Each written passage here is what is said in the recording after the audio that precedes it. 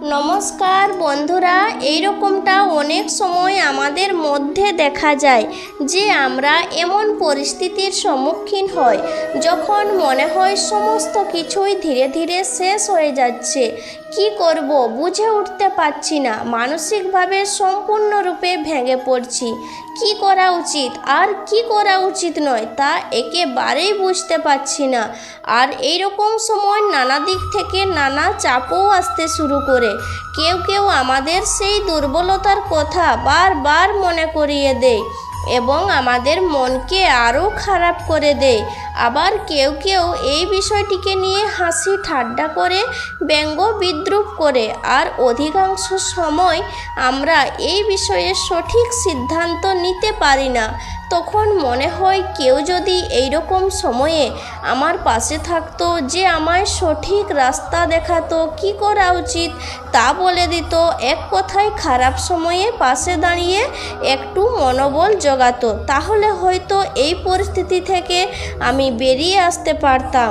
আবার অনেক সময় আমাদের আশেপাশের কেউ অথবা নিজের কোনো আত্মীয় স্বজন বা কোনো বন্ধুকেও দেখি যে সে খুব মানসিকভাবে চাপের মধ্য দিয়ে যাচ্ছে।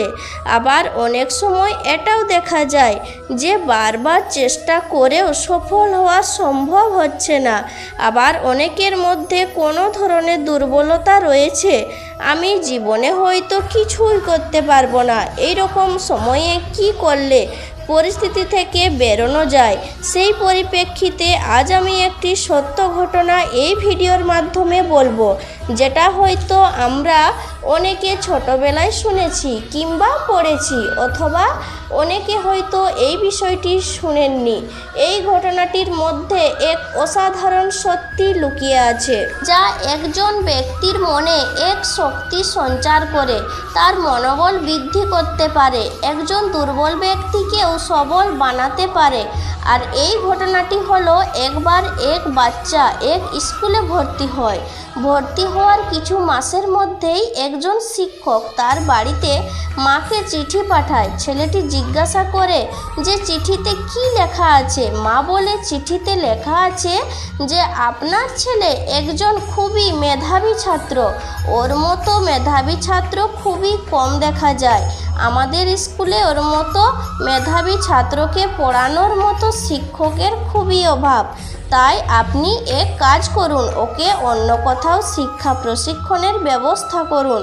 পরে এই ছাত্রটি খুব বড় নামকরা বৈজ্ঞানিক হন এবং অনেক বছর পর মায়ের মৃত্যুর সময়ে বাড়িতে আসেন। তখন একটি বাক্সের মধ্যে রাখা শিক্ষকের পাঠানো চিঠিটা দেখতে পান এবং চিঠিটি পড়ে তার চোখে জল চলে আসে। সেই চিঠিতে লেখা ছিল যে আপনার ছেলে একজন নির্বোধ জড়বুদ্ধি সম্পন্ন।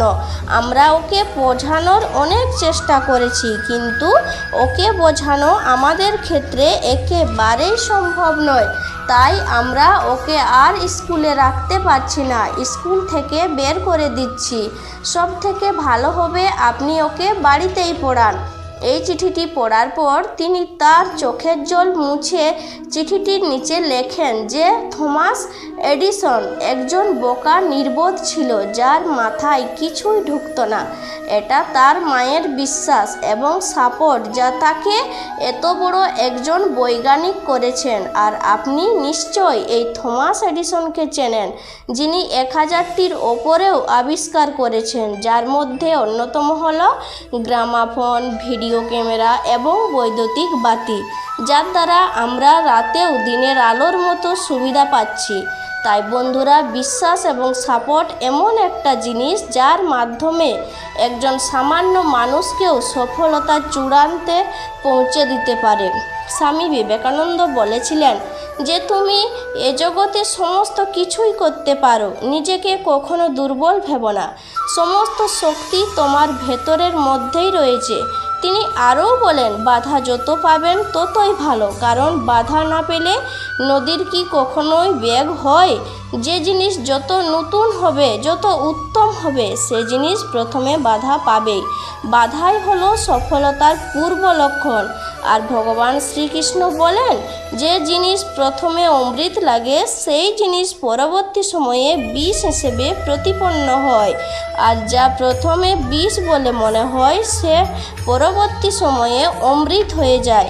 তাই কখনোই বিশ্বাস আর মনোবল হারানো উচিত নয় এবং খারাপ সময়ে অন্যের পাশে দাঁড়িয়ে মনোবল ও বিশ্বাস বাড়ানোই আমাদের কর্তব্য। ভিডিওটি এখানেই শেষ করলাম। নমস্কার, ধন্যবাদ। ঈশ্বর আপনার মঙ্গল করুক। ভিডিওটিতে লাইক, কমেন্ট, শেয়ার ও সাবস্ক্রাইব করে পাশে থাকবেন।